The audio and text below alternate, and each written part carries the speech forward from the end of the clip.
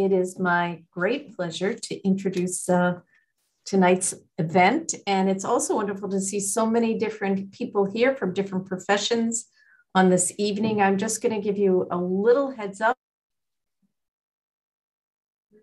at our university, so please be kind if we have a few glitches. We hope not, but we could. So I'm Shelley Cohen-Conrad, the director of the Center for Excellence in Collaborative Education, and it's my honor and my excitement to introduce tonight's event, Change Agents Fostering Health Equity and Social Justice. This is a follow-up from an event we did in the summer of 2020. And I'm happy to introduce Jennifer Audette, who is, or I should say, Dr. Jennifer Audette, who is our director of the physical therapy program, who's going to be our grand facilitator for the evening. So Jenny, would you like to take it away?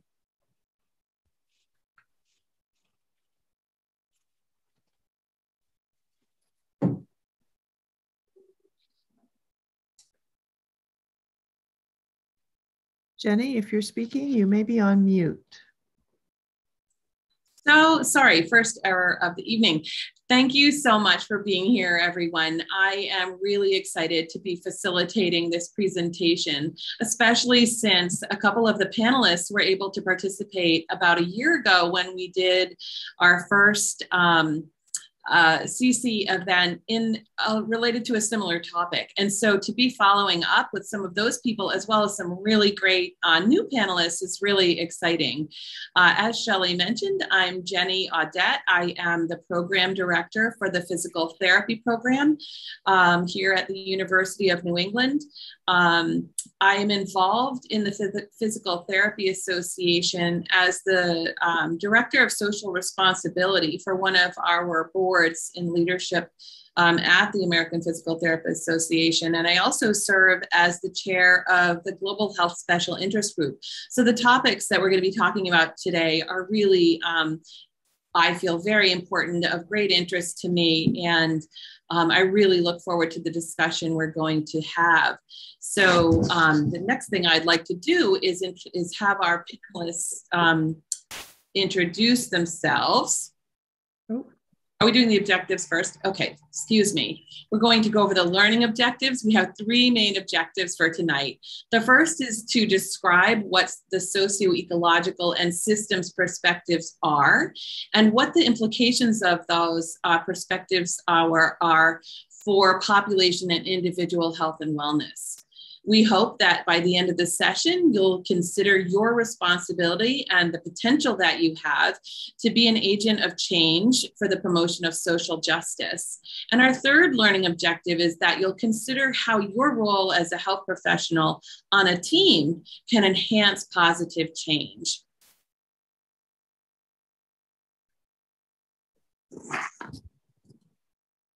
All right. First of all, it's my pleasure to have Brianna Dawkins introduce herself. Hello, everyone. My name is Brianna Dawkins. Everyone calls me Bree. I'm a third-year physical therapy student at the University of Texas at El Paso, and I'm currently doing a rotation in outpatient orthopedics. So funny story, I came into PT school just so sure I wanted to do neuro. I was actually kind of upset I had all these ortho rotations, and now I really, really, really love ortho. So we shall see where my future leads me. So along with physical therapy, I also have a very big passion in all things diversity, equity, and inclusion, especially in the realm of physical therapy. So I like to use my influence as a student to make sure that I'm advocating for diversity within programs and thus within the field. So one of the things I'm very proud of is that I helped create a summer enrichment program through our diversity, equity, and inclusion committee at my school. So that aims to help students from underrepresented backgrounds, students who are marginalized, to gain access into DPT programs. As we know, there is usually a barrier when it comes to students trying to matriculate into higher education. And so that is what I've been pretty much focusing on. So I'm happy to be here. Thanks so much, Bree. Next, Mel Hoffman, would you introduce yourself, please? Hello, everybody. My name's Mel Hoffman. I am an assistant professor at Regis University in Denver, Colorado. Currently, I am involved in multiple diversity, equity, inclusion endeavors. I am the co-chair of APTA Colorado's DEI committee, as well as chair of the Health Policy Administration's PT Proud committee. I do most of my research is in sexual and gender minority research, i.e. the LGBTQ community. So I do a lot of discussions and conversations at conferences and so forth in this primary area. So thank you so much for having me this evening. Thanks for being here, Mel. Rupal, would you introduce yourself, please? Sure. Hi, everyone. Good evening. My name is Rupal Patel, and I'm an associate professor in the School of Physical Therapy at Texas Women's University in Houston. And I am also, like my wonderful co-panelists here, very passionate about the subject matter of diversity, equity, inclusion, as well as social justice and health. And have been involved in this realm, especially over the last few years in many ways. Currently, I'm on the Texas Physical Therapy Association's DEI task force, and we've been a task force for about a year and are going through some programming with that. We have a brand new social justice and health kind of catalyst group within the section that Dr. Audette talked about, the HPA section. And so we're hoping to kind of get that going with the CSM coming up in February in San Antonio. And I have some other roles that are listed probably on this slide as well, but I think that's all I'll say. And I want to give a big shout out to my students. I know my first and third years, a bunch of them, I see their names on here. So hello to everyone. Yes, we are so glad to have students from all the different universities on with us tonight. Thanks, Rupal. And our final panelist is Lisa Van Hoos. Would you introduce yourself, please? Hello, everyone. I am Dr. Lisa Van Hoos. I am the Executive Director of the Ujima Institute and Foundation, and we focus in on improving health outcomes for persons that identify as being part of rural communities or as being part of Black communities. We are particularly interested in educational and health equity, and so I'm super excited to be with y'all tonight. It's going to be a great night. Panelists, the diversity is just great in people's interests and areas that they can speak about. So thanks for being here. Next, I'd like to introduce our chat moderator, Mary Wilson. Would you like to say hello? Hello, everybody. Very happy to be here. Can't wait to learn so much tonight. Thanks, Mary. We're going to be calling on you. And at this point, I'd like to invite the audience to participate in the chat. We're going to use it for some specific questions, but also feel free to enter your thoughts at any time. And Mary will be having a look at what you're saying and report that back to us. We will also have some polls for you to respond to throughout the presentation. And let's get started. Okay, so first, do we have a chat first?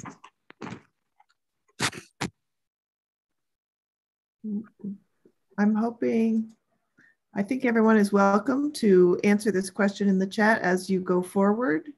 And then Mary will respond to it a little bit later on. Okay, great. So first thing, what is something you've done to be a change agent? Okay, I'm sure many of you are familiar with the concept of social determinants of health. But before we start this panel discussion, I'd like to provide a brief overview of the concept of structural determinants. These determinants are felt to be so important that recently people have begun to refer to them as predictors of health and other outcomes. The concept of intersectionality, which you can see in this graphic, asks us to consider the influence and impact of individual, which is the purple inner circle, group, the middle circle, and systemic factors together. In this graphic, the middle is the person, the outer circle is the group, and the most outer circle is the systems that we live in. From this frame, we can think about an individual in their context that they are a part of. So the next slide, please, Chris. This slide kind of takes that one step further, because intersectionality conceptualizes how many of our beliefs and isms are related to and actually perpetuated by the structures and structural contexts in which we live. You can see some of those isms listed here.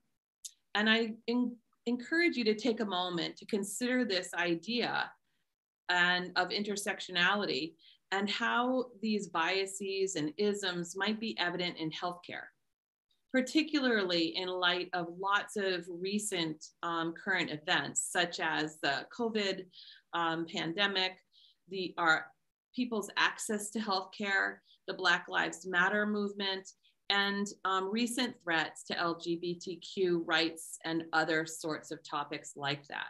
Structural inequities and biases are nothing new, but they've been compounded by these new or more recent events. This next slide also demonstrates the socioecological model, which is another way of thinking about systems and how they impact who we are and the patients that we treat. Slide. So one of the things we can really get better at is thinking from a systems frame and using systems theory when we're working with people.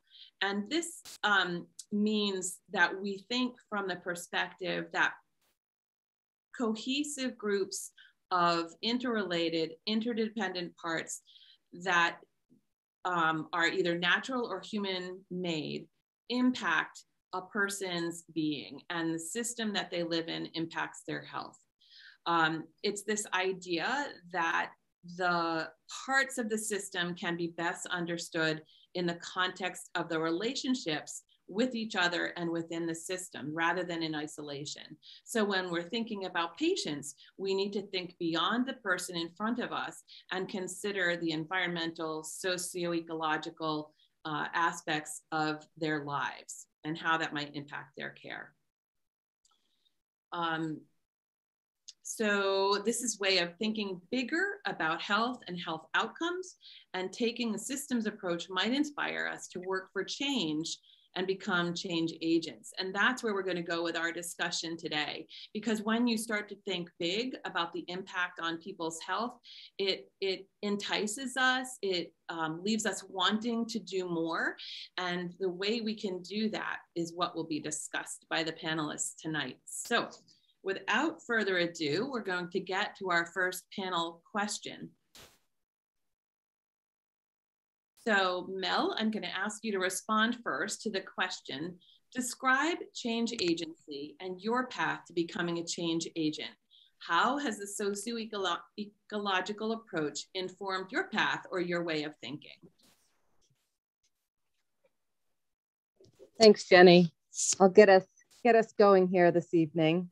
So when I think about this concept of change agency and my specific role as a change agent, I think about what I can do on multiple socio-ecological levels to influence change. What can I give, and who and what am I advocating for? Who am I working with to achieve such goals? In the social context, as we are speaking about today, I advocate for social change for the most marginalized communities. My primary efforts are in support of sexual and gender minority communities, the LGBTQ+ community. But in doing so, I also advocate for the multiple intersections of communities that overlay the LGBT community. So race, ethnicity, disability, religious backgrounds, etc. I participate in advocacy and inclusion efforts to promote equity across such communities, and I participate in and am involved with activities that will not only improve the lives of such individuals and communities locally and nationwide, but also improve awareness to what actions we as health providers can take to influence such change.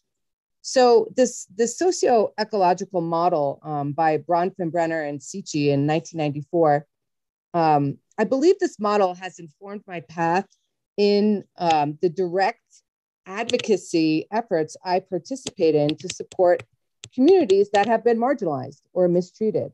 From a healthcare standpoint, this model really starts at the individual level, identifying the specific health and healthcare disparity that exists for, let's say, the LGBTQ community.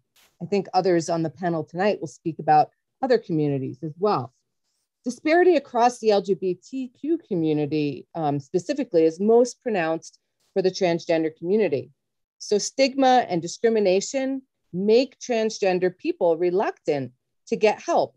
And when combined with access to healthcare barriers, so let's say like lack of insurance coverage, they're less likely to get the medical care they need. So this in turn leads to more existing health conditions in individuals from this community, which means that more folks are living in a state of compromised health. So in this way, we are able to identify the microsystem levels of this model to identify the unmet healthcare needs for folks in their immediate environment. Directly beyond this is the connection to the relationships with healthcare providers. What specific barriers exist between healthcare providers and patients?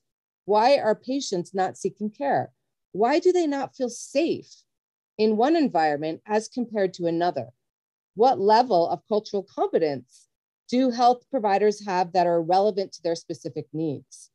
What healthcare system policies at the exosystem level impact one's ability to receive care? And then moving even further out to the cultural environment, what social and cultural factors inform and impact such stigma and discrimination? One's political and cultural beliefs. I move to change this course at all levels of this model.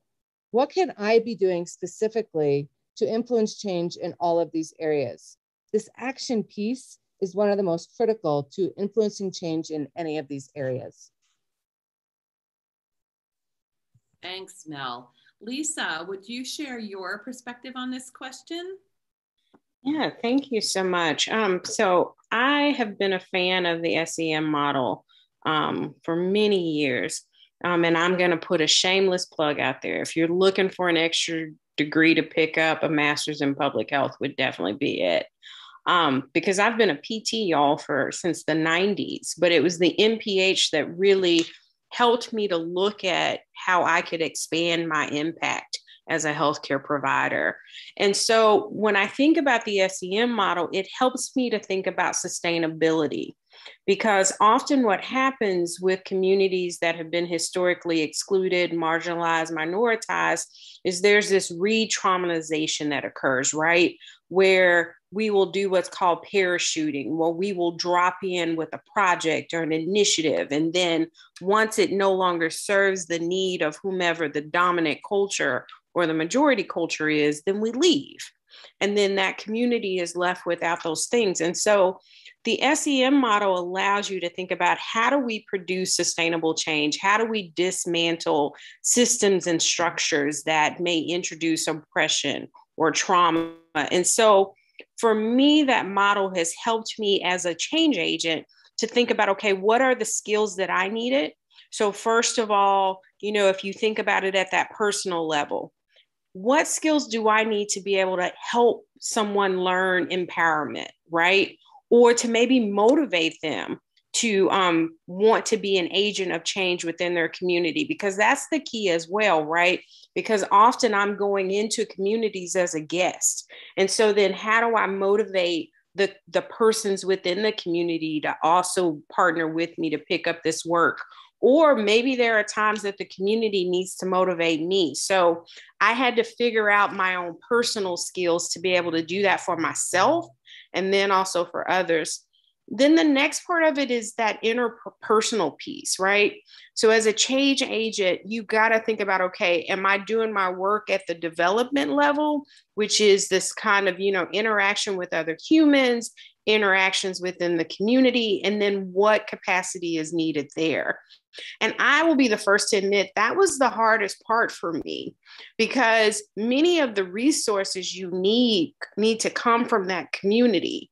And I had my own bias of going, well, but they're already marginalized. So why am I going to ask for something else from them, right?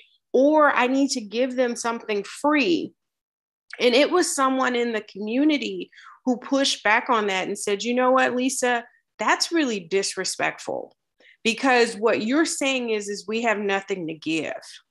Right. And so I will be the first to admit that made me shift my thoughts about how I thought about that interpersonal, that community part of the SEM model, where I was like, every community has something to give. Then the next part of when I think about being a change agent, so the literature tells you that there's like 4 different ways in which we're change agents, right, y'all? So it's at the personal level, at the interpersonal level, or you might be doing what's called outside pressure, where maybe you're outside of the organizations that control the power. So then how do you as a change agent find out what their pain points are? How do you get the attention of organizations so that they will be open to at least having a conversation with you and the community about, hey, this is what's going on. This is what we want to change. And so I had to learn that part also. And as a healthcare practitioner, I'm really good at clinical care. I wasn't always good at understanding how the healthcare system works. So I had to become better versed in that. So then I could sit at the table with the CFO and say, you're interested in money. Because we're not addressing this health disparity, it's costing you this much money, right? You may not see it, but that pro bono clinic that you're running has to have resources. So if we were to maybe take part of that money and build a park where people could walk with safety, that's going to then decrease what you're having to put into this pro bono clinic. So figuring out ways in which to talk about the organization and put some outside pressure on them. And then the last part, y'all, I'm going to tell you that I'm still working on is policy. Policy is a beast to me that I'm still trying to understand how it navigates, how we work the policy world. But if we're going to have sustainable change, there has to be changes in policy because that's considered the outputs of the system. So the SEM model has helped me kind of look upstream, downstream, middle stream, and also do an assessment of what capacities I needed to be a better leader. Great points, Lisa. Thank you. Rupal, how about you? Wow. Yes, I don't know how to follow up those wonderful comments, but I'll piggyback on both what Dr. Hoffman and Dr. Van Hoos said here. So I think for me, you know, when I think about change agency, you know, it's about choosing courage over fear. It's about being okay with being uncomfortable. It's about not thinking, well, someone else will take care of that. I don't have time for that. And I think that that is the biggest essence, like individually in terms of change agency, to be able to have that within you or to cultivate that within you so that you can go out there and take action in whatever realm of the socioecological or systems framework that you choose. So I can tell you what was very uncomfortable for me, and still I'm not great at it, is transgender health.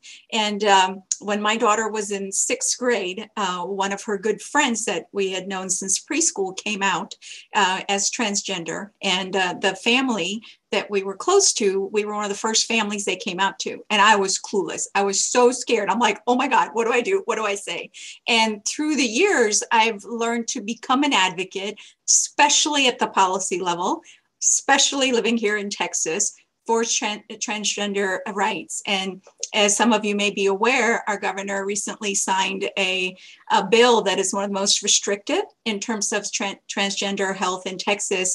And Texas students that are transgender athletes, they're restricted from playing on K through 12 school sports teams that align with their gender identity under the bill that was recently signed. And it is slated to go effect January 18th. And so there's a lot of work being done in a transgender community with coalitions and with different groups to, you know, hopefully not have that go into effect. And so I think just being open to to sending emails, to making phone calls, to writing letters, to, those kind of things that, don't necessarily take that much time, but, I know that that can have an impact.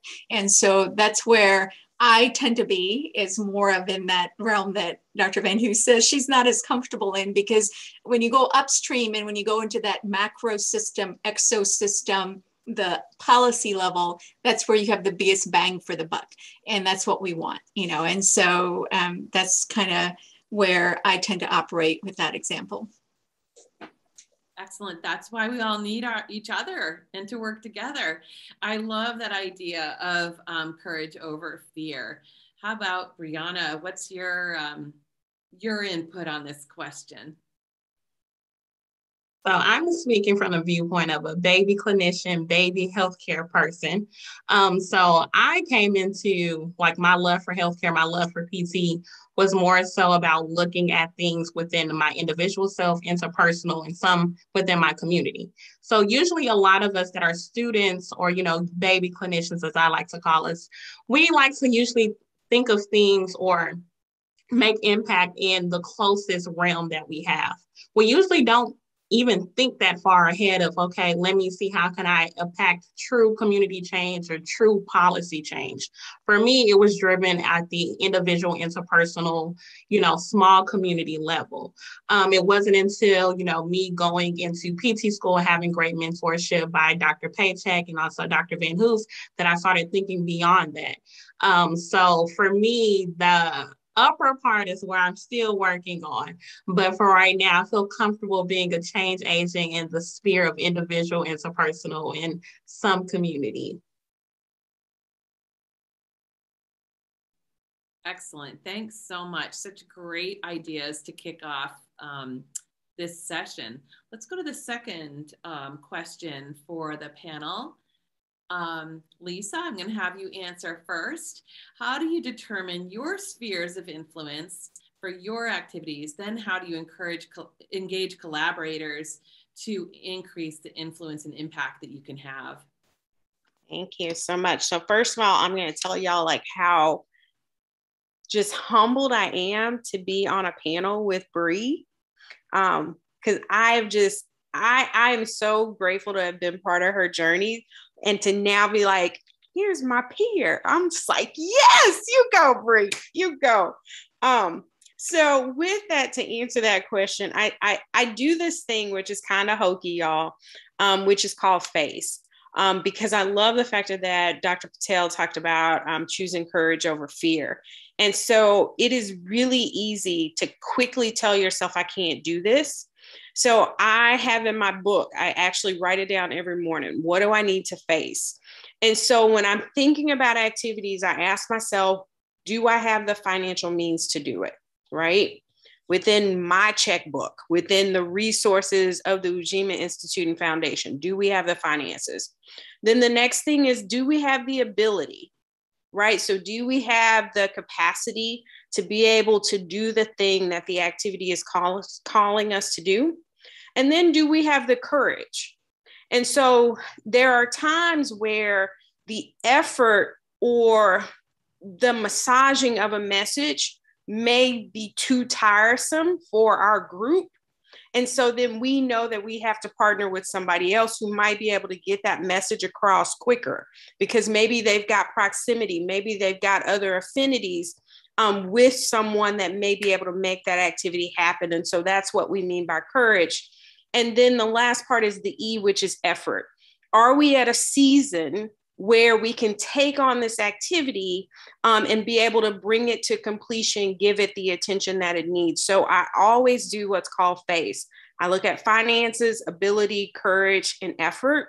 And then where we find that, okay, we might be limited in one of those elements, that's when we go to our collaborators and we start with the why. So if you've never read the book by Simon Sinek, read the book, start with the why, because that's really what people want to know. A lot of times we start with the what or how we're going to do something, right? Because as healthcare providers, we're trained in a very technical space, and that's where our mind goes. But the human brain looks for stories, and the story is in the why. So I always start off with the, hey, here's the problem we need to solve, and here's how you can help, because everybody wants to be a hero. So that's probably how I always start that engagement piece. I love that. Such a good pragmatic way of thinking about how you can influence. Okay, Bree, you're up. This question actually made me think of something my mother would always tell me. And she said, you never know who's watching you, and they will come back and tell me. So when it comes to your sphere of influence, we all have a sphere of influence. We all have a circle. We all have a platform, no matter how big or small.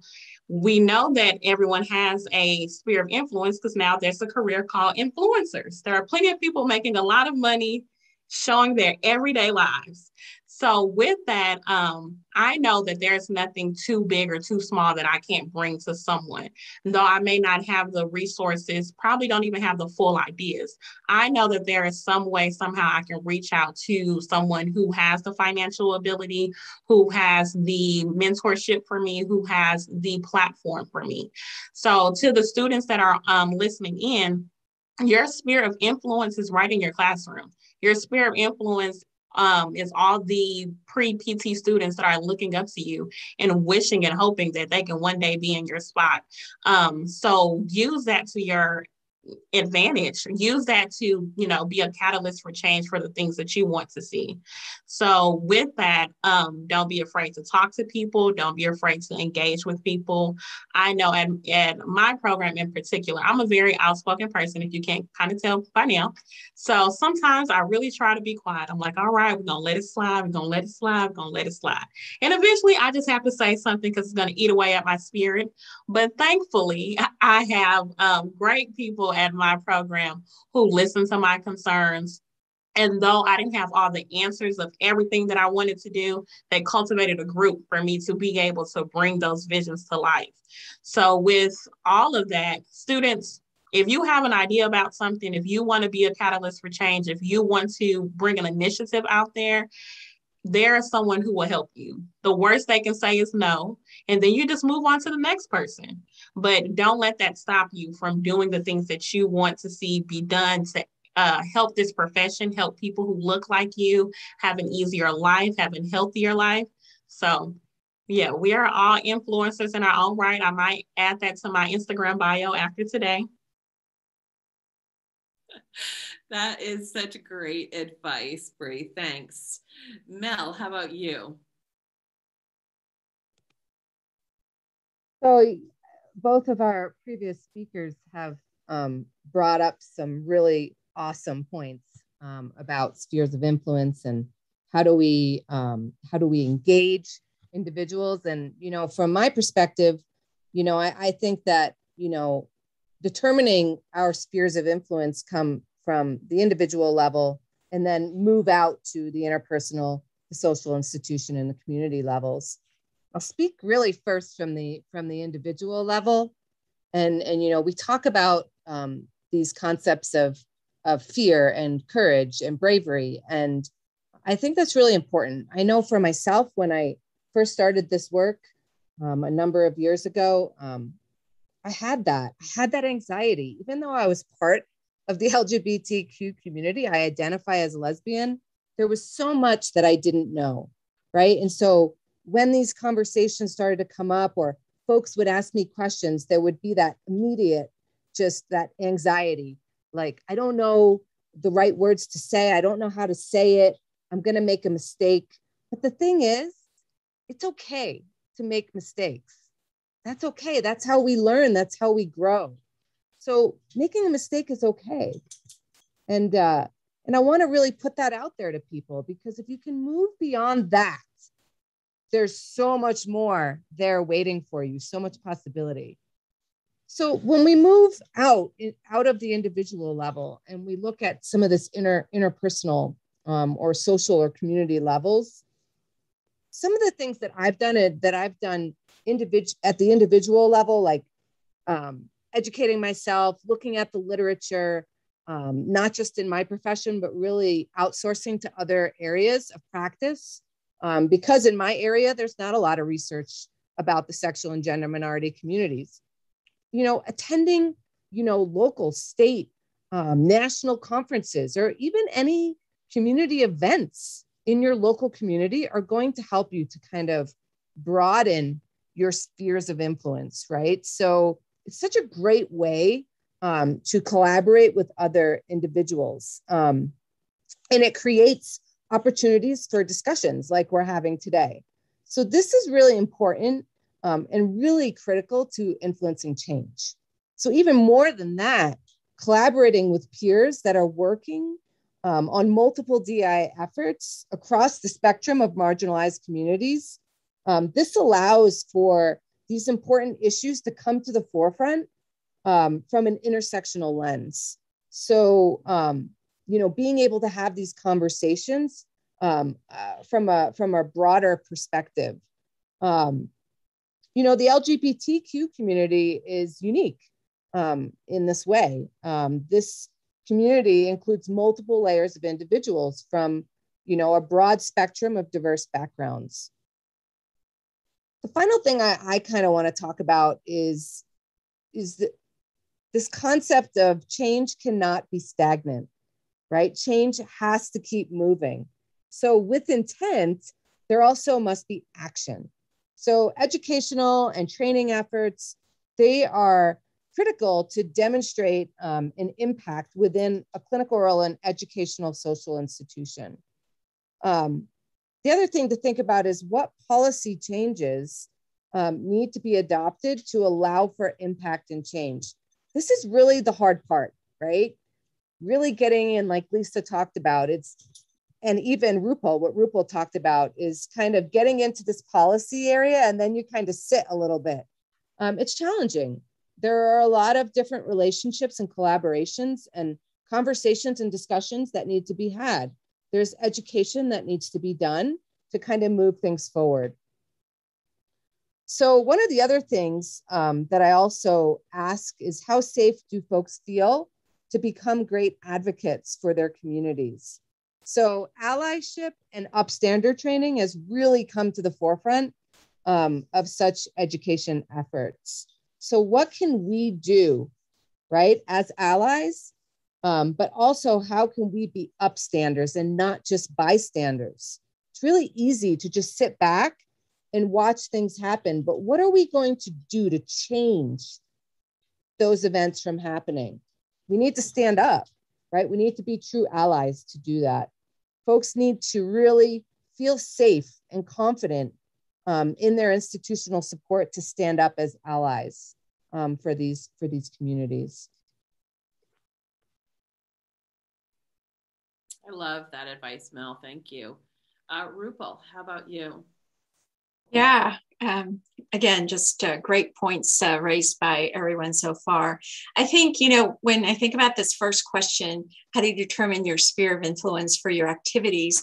It can get pretty overwhelming if you're passionate about this area and there's a lot to unpack. There's a lot that you want to be able to influence or change in society. And so I think, when I get overwhelmed with all of that, I kind of go back and think about, I think it was Teddy Roosevelt that said something similar: do what you can with what you have where you are. And then I kind of think about that and I think about, okay, what does that mean for me today or this week or this month with what's going on in life? And so, I, tend to be the one that, again, wants to get the biggest bang for my buck. And so I do tend to think about how can I be a change agent and what are my spheres of influence at the broader level. And I think it is challenging because when you think about it, the community organization, that system policy level of the SEM or the systems model, you have to kind of operate in those spheres first. And then you have to kind of think about what is the culture in terms of this system or this organization or this community, and how do we go about making culture change? And, another, big quote by someone talks about how culture can eat strategy for breakfast. And so I think that, in order to have some sphere of influence, you have to first go about changing culture. And changing culture takes time. And I think with our society being on, a few second sound bites, or, 250 words on Twitter, or how many seconds are allowed in your Instagram videos and your Twitter feeds and your TikToks. It's hard because, we're kind of looking at these things in very short snapshots, and we're not going to see change, that fast. And so I think that, focusing on where you feel like you can be effective is important. So, I'm a member of the APTA House of Delegates, which is the kind of policy making body for the American Physical Therapy Association. And as a delegate, we have a lot of different issues. And so this last session, we had a resolution related to anti-racism, and how as a profession and as an association, we can become an anti-racist organization. And so, in terms of sphere of influence, it meant bringing people together. So that whole concept of how do you engage collaborators to increase influence and impact, we wanted to get this resolution passed. We knew that, there may be resistance to this. And so bringing others on board, working with other delegations, other states, reaching out to different sections within the American Physical Therapy Association, having people kind of strategically ready to be able to speak on behalf of the motion. So just, how do you go about bringing culture change? One, you have to know the system, the organization, or that you're functioning in. And if you are there and you know that, then you can kind of figure out, how am I going to engage others and then do this? So we were successful in that effort, and we were able to get this motion passed. And so now the real work begins, because now we have a policy, a position statement as a profession on anti-racism. And now we have to work down the SEM model and kind of think about, now, what does this mean for us as individuals, as communities, as practitioners, as therapists, and that kind of thing, and then be able to fan out. So I really think the other thing is that I think if we get bogged down and just focus on results, then, and like this is the result, then we'll never change. When we start focusing on change itself, then you get results. And so I think that's the key for me, is like to focus on the change and how am I going to create change. So, and then not so much on like, I want this result, because if you focus on the process of change, you're going to be more successful.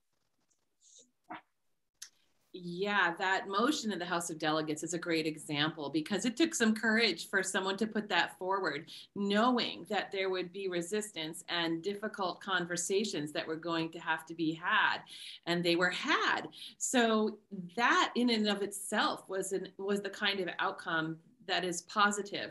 And I bet other health disciplines are struggling with the same issue, and in their big associations and in the fields that they work in. So it's a great example. Thanks, Rupal. I think we have a poll for the audience next.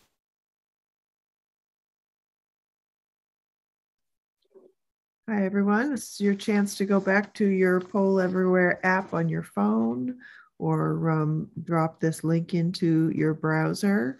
And we're interested in knowing what modes of communication you use to become informed. How do you get your news, or how do you get motivated to become a change agent or to do that activity? If we're making a word cloud here, and you can see that if your answer is 2 or more words, you want to connect them with an underscore so they hang together in the word cloud. But we're just interested in your sources. Where do you get your information?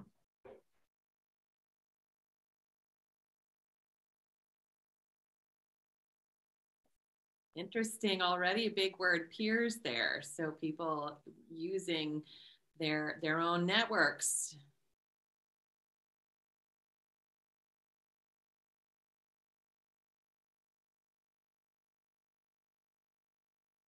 The skim, yeah. The skim.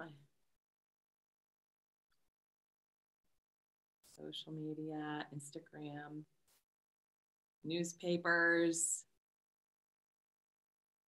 As someone who is married to a journalist who works for a newspaper, thank you for continuing to consume information from newspapers. Professional journals, great. The great news is that this is a wide range, a big variety of sources. But it's important as an individual to make sure that you're consuming a variety and not always relying on one source. Yeah. It's also making me think about the sphere of influence, and depending on what your interests are and where your interests lie in terms of influencing a sphere. It might be your peers, or it might be the news, or it might be social media. Or if you're a researcher, the journals.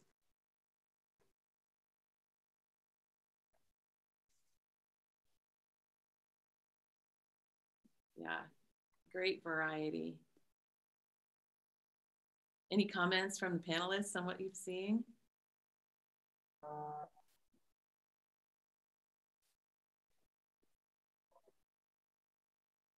I think it's really interesting how, you know, social media platforms are really a source of information. And as we think about being change agents, as we think about being healthcare providers, how can we leverage that to get out information to the community, to our peers about those hot topic items, about the issues within marginalized and excluded communities? How can we amplify their voices within social media? So I'm really excited about how Instagram and TikTok are showing up, because I think those are pearls for us to use.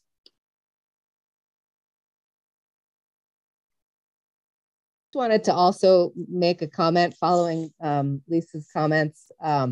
Social media really, I can tell you from a PT Proud standpoint, from our committee, you know, we get so much information from social media, from individual profiles, but also, you know, the APTA has, you know, all these different social media handles as well. We also have individuals that are connected to the House of Delegates in the APTA. And so we do get a lot of information as well regarding different policy proposals that are coming up. And that's really important for us to be able to advocate for our communities in a timely fashion. But really, social media has changed the way this whole process works. Back 20 years ago, you know, things didn't happen so fast, right? Things are moving a lot quicker now. Great point, Melissa. And I was thinking about even the metadata associated with these platforms, right? So how could you, because we're all influencers, so we're gonna take that, write that on a t-shirt, write it on a piece of paper. Everybody's an influencer.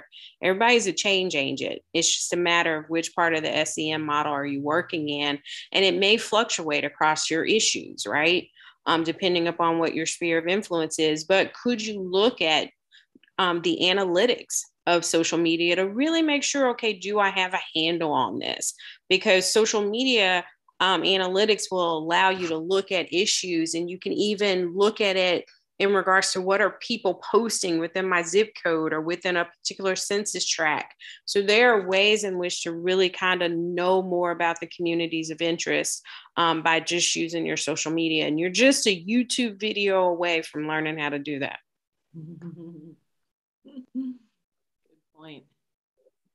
Yeah, and I think one thing I would like to say is that, you know, social media has also put a spotlight on social justice issues, and especially since last summer with George Floyd's murder and subsequent murders and the Black Lives Matter movement and what we saw with marches across the country.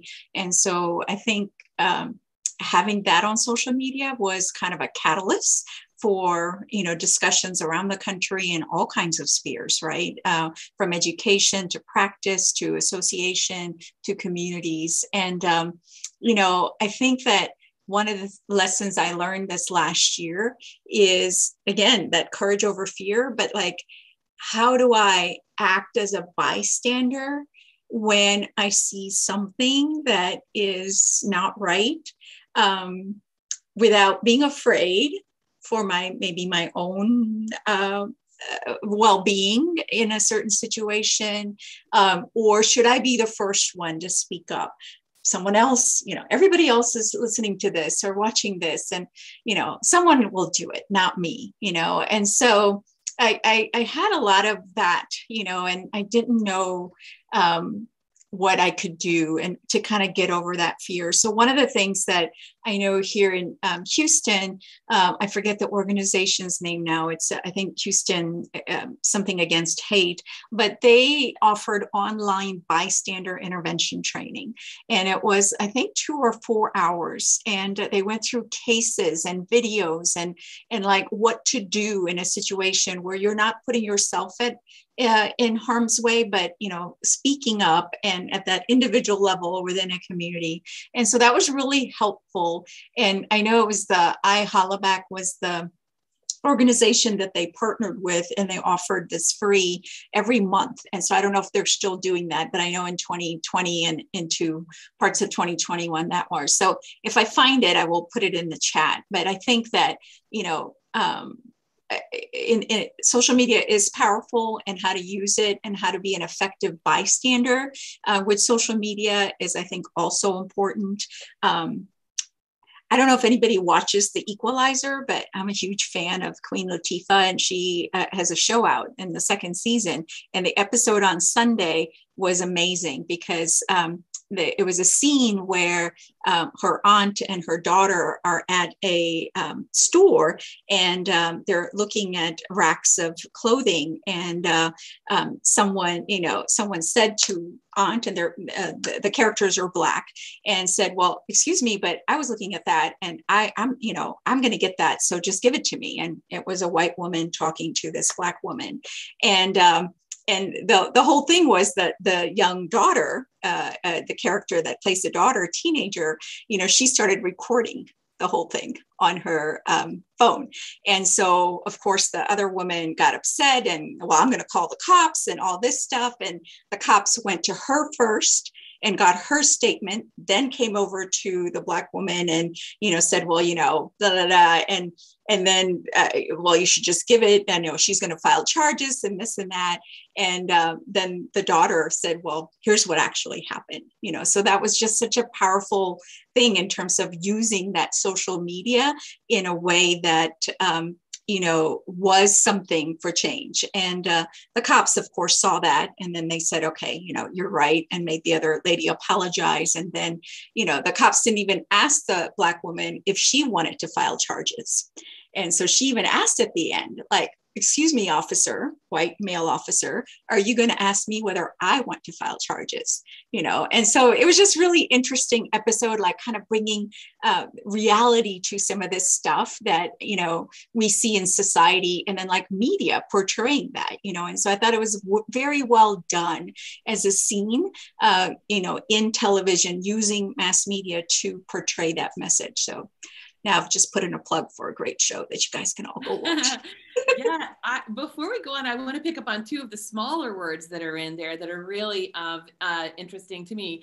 Somebody pointed out that their priest is a source of information and communication. And I think a lot of religious organizations are doing a lot of really good work related to social justice and inequity and all those sorts of things. So can be a really good place to find information and also find collaborators for issues that you care about. And then the other one I wanted to pick up on, which I'm pretty sure I saw in there, is professional organizations and associations. I mean, all of us, it's easy, I think, when you're a student to say, oh, it's just the whatever association, I'll be a member sometime when I need to, and it's not worth it to me because I don't read the journal or whatever it is. But all of us on this panel, for the most part, know each other because of our involvement in our professional association. So that's what happens. And you find your people, you find people with similar interests to you. And I encourage all of the young future clinicians out there who are listening to get involved in your professional association, because also a great source of information and mobilization on important issues. Okay, awesome. Thank you so much, everybody, for participating in that poll. Let's see. All right. This is for the chat, right? Yes. So actually a comment did come up, or a really interesting point came up when we spoke about courage over fear and taking the step in the right direction. The point was brought up, the thought of courage depending on your beliefs and values as a person. So tagging in with the priest, comment. The priest comment. Let's see. Yeah, for sure.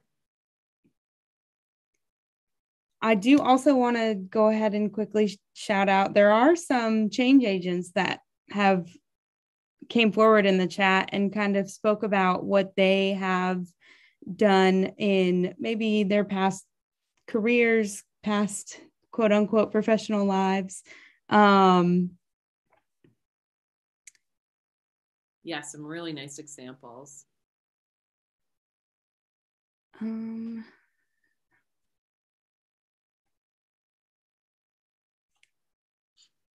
Jenny, can I make a comment? Sure. Yeah, so I know we put a lot of emphasis on social media and large media distribution towards action, towards change, especially culture change. But as an old hippie activist here, one of the things that I think we can't forget about is the personal connection, and that often making personal connection around change, around presenting messages, about talking about experiences is also a wonderful way to think about creating change and changing opinions. And that's sort of been important for me in my life as someone who has worked really hard in the community and worked with communities to create resources and nonprofits and gone up to the legislature and tried not to yell too loud. But for me, that personal connection has made a difference. So I don't want to ignore that. I just want to make sure I add that to this conversation. Wow, Shelley, thank you so much for reminding us of that, because when I totally agree, when we look at that SEM model, that most acute or most immediate change, actually, I so agree, occurs within that personal and interpersonal spheres, because as Rupal so beautifully stated, the other work does take a little more time. And so it tends to be a little longer, but with it comes sustainability when created appropriately. And I think what you brought up was key, because like James Baldwin talks about it all the, well, in my mind, James Baldwin is always around, even though I know y'all. But this concept of, well, how much time do you want, right? That there are certain communities that when we talk about, oh, it's going to take time, they're like, you've had my time, you've had my mother's time, you've had my grandfather's time, you've had my great-great-grandmother's time. How much time do you want?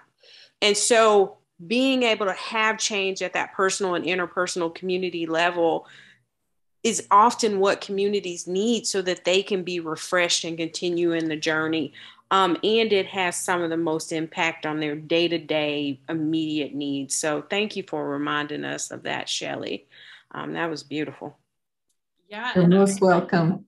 Yeah, so important. And the power of our words is really incredible. Our one-on-one words with patients can make huge difference. Okay. Jenny, so can I just add one more thing to this conversation? I know we're getting ready to move on, but I feel like this is so important to talk about, and we don't have to have a huge discussion about it, but I kind of wanted to just put it out there.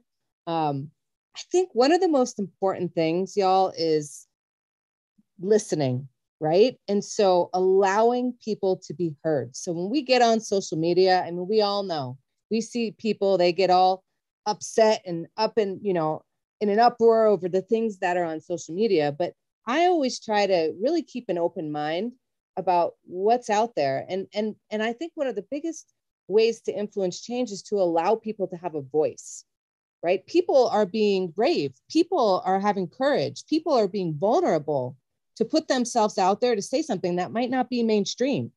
And that's okay, right? Because we all need to hear it. We need to hear what's out there to be able to influence change. We need to hear both sides of the coin, right? So I don't know, I try to put it into my daily practice to get onto my social media outlets, but to keep an open mind about what I'm reading and what I'm hearing, and being an active listener when people want to express themselves about how they feel about something and making them feel comfortable to do so in a safe way. Mm-hmm. For sure. Thank you for adding that, Mel. Really important. Okay, we're going to go to our third panel question. And Bree, I'm going to have you answer first.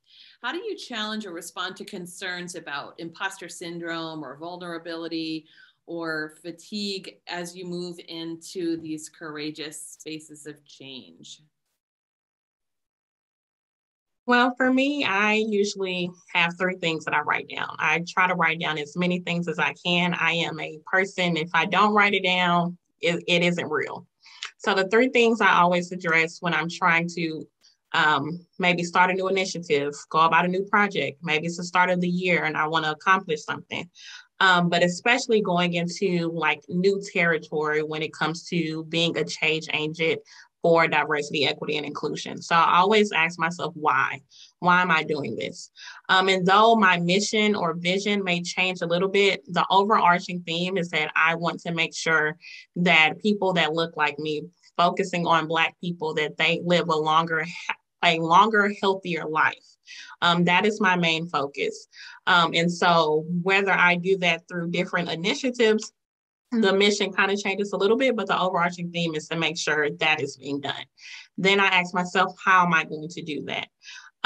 So I think my best assets are, I'm a great planner. I'm a great orator. So those things is what I work with. I can help people come together and work as a group.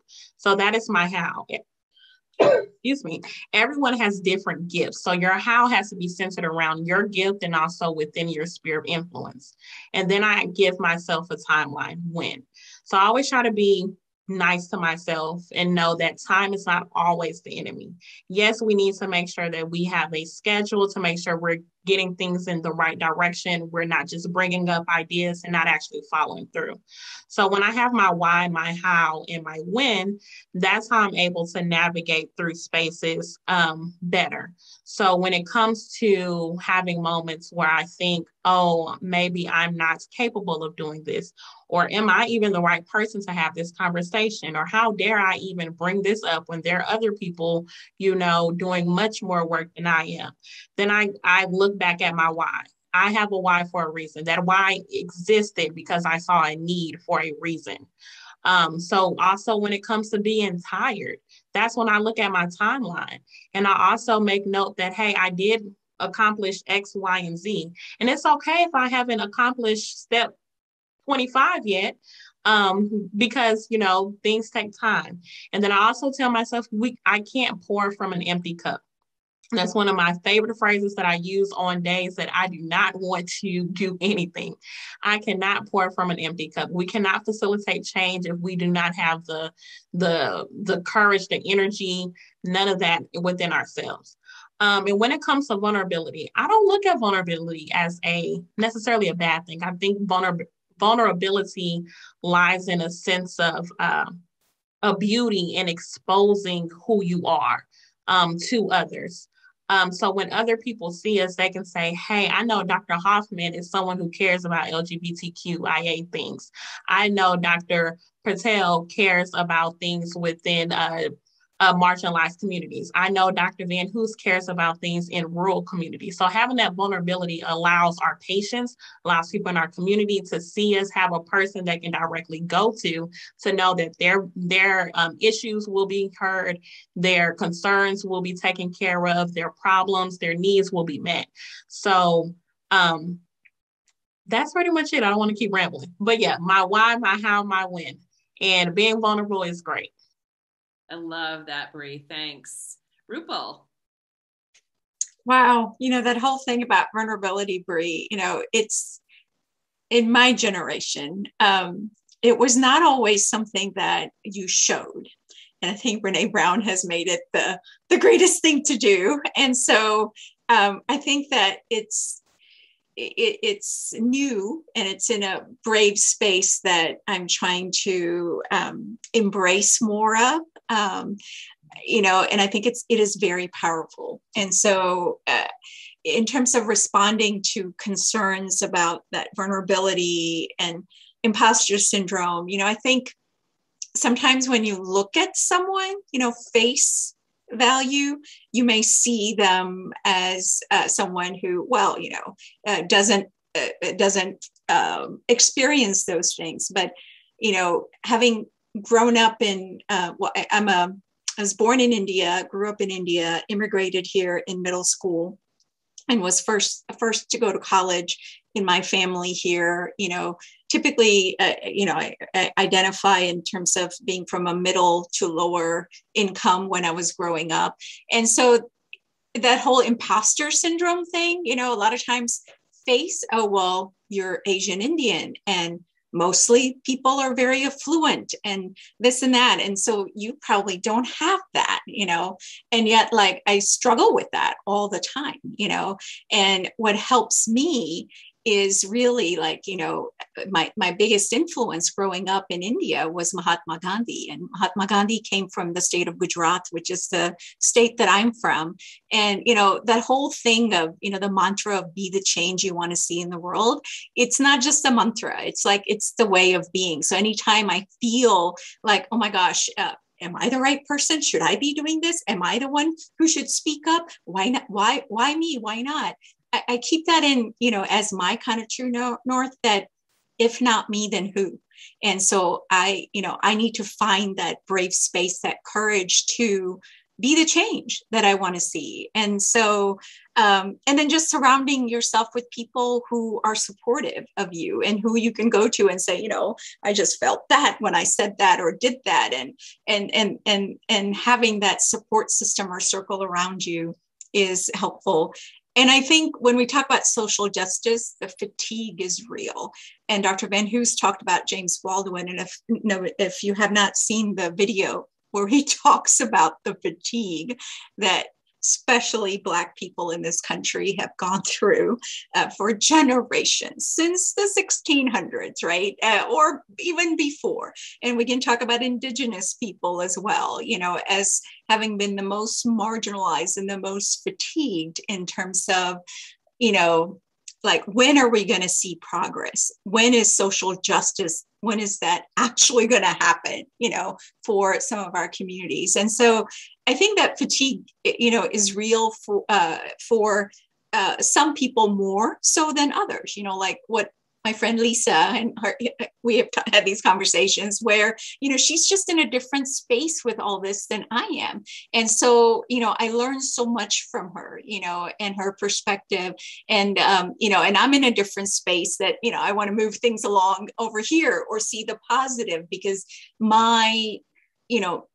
my lens is only what I have experienced, and my experience and my family's experience in this country in terms of justice or social issues is only 40 years. That's it. We don't have any history beyond that. I don't have generations here. My parents were immigrants. I'm immigrant. I have a first generation child, whereas some of the folks on this panel, it's generations of history. So that, fatigue it's very different, I think, when we talk about social justice work for different people. And so again, kind of, doing what you can where you are. And it's okay if you're fatigued and you need ally who's not just performative, but who's action oriented with you. And so I think that's another thing is you don't have to do this alone, like surround yourself with people with different skill sets that can be in this space with you. Thanks, Rupal. Lisa, what would you add? Ooh, this is good. Okay, so if you have small children around you, I'm going to say the S word. So I put you on notice. So the thing that I remind myself when that voice in the back of my head starts to, tell me that I'm not worthy, that I'm not capable, any of those things that we hear, I remind myself that I was called into existence, right? And so here's the S word. If you were born from a traditional method of reproduction, at that given time, there was 100 million to 350 million sperms released. That's the S word. The S word was sperms. Sperms, sperms, sperms. So the fact that you are here means you were called into existence. That's how I move through life. That I have beat the odds, right? You are a survivor the minute you are brought into conception. That is my opinion. You might differ, but that's my belief. And so then because of that, I have to believe that I came with a certain amount of abilities to be able to do the things that I was called into existence for. When I find that I get overwhelmed, y'all, it's because I'm normally trying to do somebody else's job or I'm trying to be performative. But if I focus in and if I know self and I know what I'm good at and what my capabilities are, and if I always ask myself, okay, in this particular situation, what can I uniquely do? And I do that thing, I don't have that stress. But if I try to be Rupal, if I try to be Bree, if I try to be Melissa, all these other amazing humans, Jennifer, that's when I feel out of sync because I'm performing, right? So always remember who you are as an authentic person and stay and ask yourself what it is you can do uniquely. The other thing is I always try to look at things with a beginner eye or a beginner mind. And that's a struggle because our neurobiology is set up for us to see pattern recognition, for us to go, oh, that's how it always is. So you got to push back on that and say, is it? What if I was to look at this as a first experience, what is new about this? And if you believe in Alice in Wonderland, everything's a new experience because there's never the same thing repeating itself. It's always different humans, different conditions. The other part is consistency. So just continue to do what you got to do, and small steps matter. Sometimes we only think about the beginning and the ends. And so it feels like this really big thing, but those people that are doing amazing things just got up every morning, put their britches on just like you did, and did one small thing at a time, and it adds up. And celebrate. I have to remind myself to celebrate, right? I have to take a moment and go, what happened really good today? How can I celebrate it? And don't jump to the, well, what are we going to do next? No, we're going to celebrate right now. And then lastly, rest. Depending upon your beliefs, I identify as Christian and God even rest. So therefore, take a break and put some boundaries up and be okay with that. And I'm trying to take I'm sorry out of my vocabulary because I found that I said that a lot. But then that made me feel like I was constantly failing, right? I'm sorry, I'm sorry, I'm sorry, I'm sorry. So now I say, thank you for your patience or thank you for waiting, right? So trying to figure out ways to change the narratives that I tell myself. And then hopefully I'm creating this adult playground that then allows other people to come to the playground and play. And we just fail together. And it's a beautiful thing. Excellent. Mel, what do you have to say? So I'm going to be the tail end of this conversation. There was so many wonderful things that were said. I don't know that I have anything super new to say, but I'm going to hit on some of these areas and kind of express to you kind of my view and my take on some of this. And first thing I want to talk about is vulnerability. And vulnerability is this natural experience. Everybody has it. Everybody experiences it. nobody on this call tonight could say that they have never felt vulnerable at some point in their lives, right? We all have gone through it, and it's fine. It's okay, right? And I know when I first got into, looking at more deeply into sexual and gender minority research, that wasn't my primary goal. My PhD's in research and statistics. I'm a statistician. I had all these great plans to do all this multi-level modeling and develop all these great statistical models, right? And it just didn't happen for me, right? I got out into the field and there was a need. There was a need for me to do work in sexual and gender minority research. And with that came, this like stream of vulnerability, right? Like, am I good enough? Do I know enough? Why me? Why do I have to, of course I know about, searching the evidence and looking at the literature, and I'm seeing there's nothing there in our field on this area. And I'm like, oh my God, how is there nothing in this area in this field? And, why do I have to be the one to go out there and put myself at risk? Are there going to be areas where people are going to shun me and I'm not going to have the same opportunities that other people had because I'm doing this research? Because you know what? Stigma and discrimination is a real thing. And I know that every panelist that is on this call and every person that is on this call know that to be true. And it's true for our communities as well, right? And it's out there. And, because I'm doing this work, is there stigma and discrimination? Yes, there is. And I have to live with that every day. And I have to get up and say every day that I'm going to still do this work. And is it tiring sometimes? Of course, right? And is it emotional sometimes? Of course. And do I get angry sometimes? Of course, right? But the thing is, and I just want to touch on this, is I remember when I get up every day and I go to do this work and do this job that I have set forth to do, I remember that I am not alone. I have a number of very powerful people. The panelists on this call, I've worked with all of them, right? In a number of different ways. And we have to lean on each other, right? And we can't know it all. I don't know everything, right? None of us do. And it's so important to have that team of support underneath you to lift you up, right? And that's what makes me get up every single day, is knowing that I have that team. No matter what, I have that team behind me, right? And they're going to help me to get through to the next level. So, and then the other thing is we are doing a lot of the work, a lot of us behind the scenes, but there's people out there, out in the social context doing the work too, right? It's just as important to have very passionate and vocal people out there to influence change than to have the people in the background kind of doing that busy work, right? The busy work that we're doing is very slow. It's really slow. And I think a lot of times we have to be really realistic about what we're trying to accomplish. We know that we have those individuals out there that are passionate, that are doing the protests. They are shining their voices for us, but we're on the backside. And, we all know, RuPaul, we can't change a corrupt system overnight, right? It takes time, it takes patience, it takes collaboration, it takes many, many, many, many conversations and discussions to kind of increase awareness around these issues. So just go home tonight with that and just know, you know what? It's okay to be vulnerable. It's okay to be tired. You have a whole team of people around you to be there for you and with you.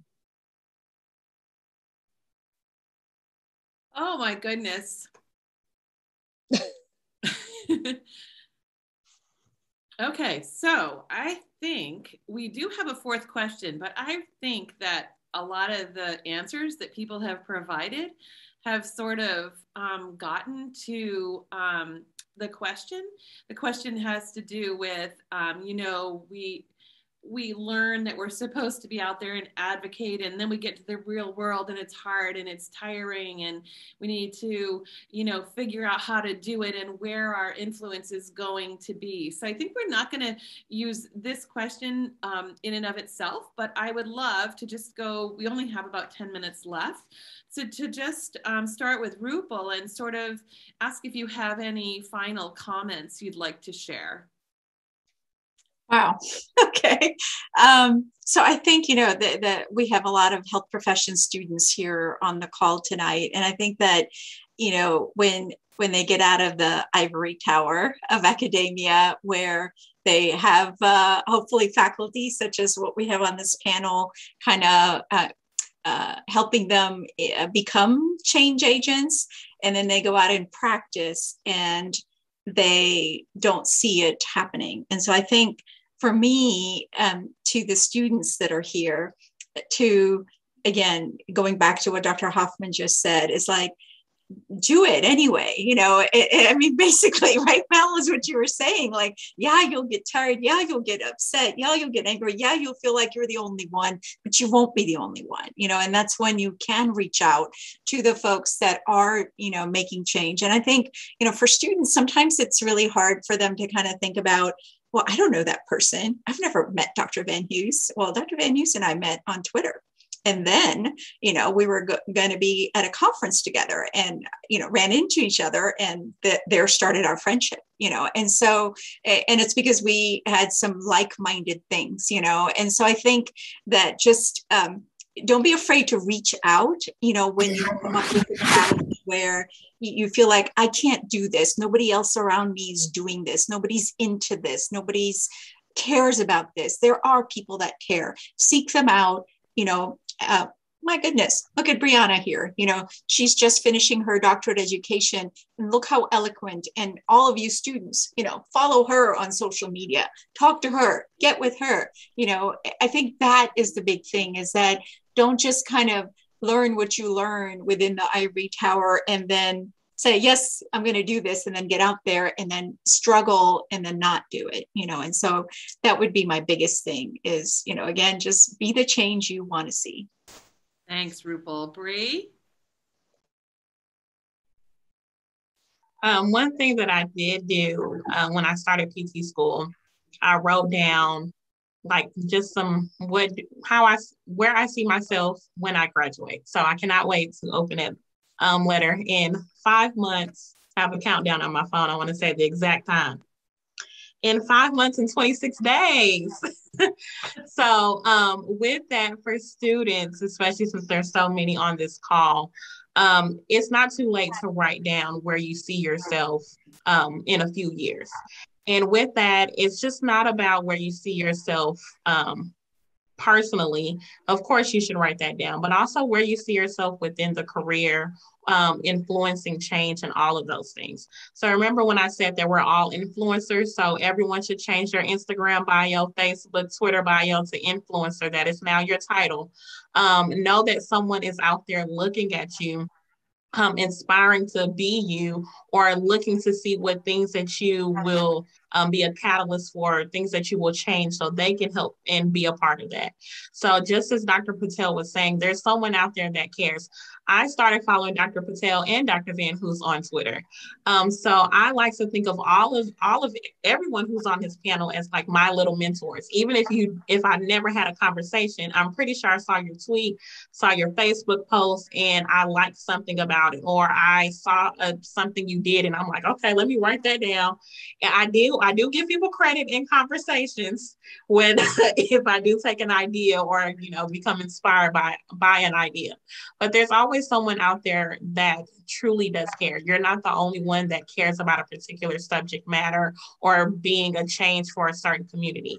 So when it comes to being a little fearful, it's okay to be a little scared. Most people who have big visions, big dreams are a little scared, but it's about you being courageous. And, if we're all sitting back and thinking someone else is going to do it, someone else is going to do it, it won't get done. So, be that change that you want to see in the world. I know that I went to University of Texas, and that has been our little slogan for a long time. So I truly do take that to heart. I want to be the change I want to see in the world. And things can't get better for all sitting here talking about what's wrong and not actually coming up with solutions. So, look within your sphere of influence, grab some people around you, and, get the boots on the ground and get to doing what you love to do. Thanks, Bree. Mel? So I think a lot of students, we have a lot of students on the call today. I think a lot of students go out and they say, oh my God, when they get out, I never learned this in school. I didn't know this. I didn't know that.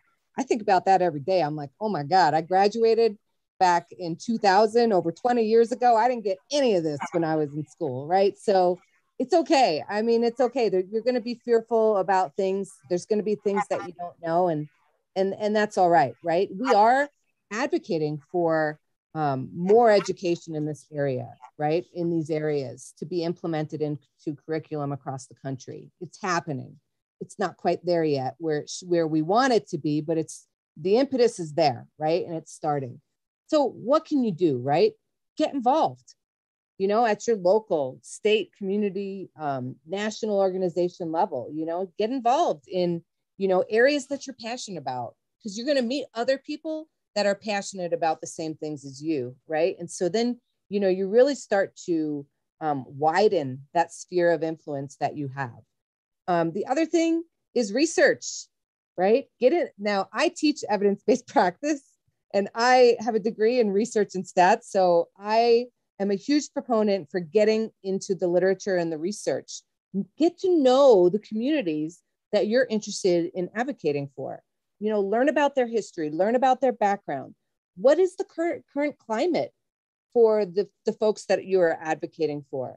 And what is the climate on a national level? But, like Lisa said earlier, get to know your own communities and what is the climate there, right? And then you can start comparing the climate in different places. And that really gives you a lot of information. Collect data, right? It's so important to look at the data to see what's happening, right? And so there are a lot of opportunities online to get access to really large databases that are of public use that you can look at, and you can actually start exploring and developing research questions based on that, on that research. And even be a part of that change. Start doing studies, get involved with folks that are doing this research. Maybe you'll start in there as a research assistant. That's okay. That's okay. You're going to learn the process. You're going to learn how to do research. You're going to learn the steps to be able to eventually do it on your own. And then education. So learn how to advocate for your communities, learn how to create visibility, and most importantly, act.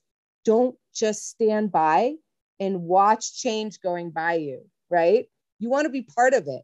So be part of that process. Don't be a bystander, be an upstander, okay? All right, thanks. Thank you, Mel. All right, Lisa, you got about a minute. All right, I'm going to sum it up with translation and also acceptance. Because if everybody's in life school, so we've all learned about equity. If you've been in a relationship with another human, you know how to look at someone and say, what is it that you need? Right? Our issue is we don't know how to translate that past that interpersonal activity to communities and populations and society. But you already know how to do it. Right now, it's just a translation issue. In regards to research, it's the exact same thing. If you provide patient care, you know how to do research because your assessment of a patient is collecting data. Your coming up with a plan of care is based on a hypothesis on what that patient needs. Your reassessment is you reassessing, right? Looking at the interpretation. So it's all a matter of translation, but you have what you need. It's just looking at it from a different lens. And then with acceptance, one of my favorite quotes says, what you resist not only persists, but it will grow in size. And so this concept that we're just going to keep fighting each other and change is going to happen, that is not how the human brain works. And so part of our journey is to accept what is in reality. Doesn't mean we got to surrender to it, but as soon as we can accept it, embrace it, and understand it, then we can dismantle it. But as long as we're fighting each other and trying to cancel each other, we will not be able to have sustainable change because people will push back from a place of anger. And we've already seen that in society. And normally what happens is the communities that are most vulnerable, become the people that are damaged most by that pushback. So don't be a weapon. Do not be a weapon. Make sure you are using your power for good. Wow. Well, I can't thank the panel enough. I'm supposed to share a couple of take homes, and it's take me 10 seconds. Choose your passion, improve your skills and knowledge, identify your how and why, find your people, be an upstander, and take action. If not you, then who? And I think it's my job to wind things up here. And I want to add one more thing. Hold on to hope.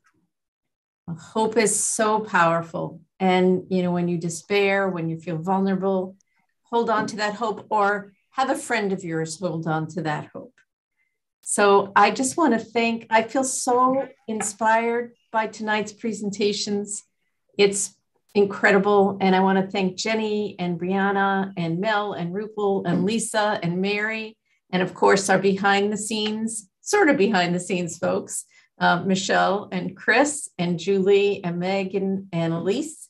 And of course, our ever popular Lee and Dave. Thank you so much for tonight. Thank you so much for our audience. You were amazing. The comments were really provocative and interesting and powerful. So I hope everybody leaves tonight feeling empowered and ready to make the change you want to see and reach out to other people and form your community and teams. I want you to folks to remember to do your attendance. And this is our last event for the fall of 2021. It's been an amazing experience, and I hope folks have really benefited from it. And our next event will be our poster session. So students, everybody get ready for that poster session. And we hope to see you there. So thank you, everybody. Thanks, everybody, and have a lovely night. Hi to my TW students that were on. Thanks for joining. And if you complete the attendance and you're not from UNE, we'll have your email address and we may send you the spring schedule of events, all of which will be at least half as riveting as this one, if not 3/4. They can aspire. And we'd love to see you at any of those events.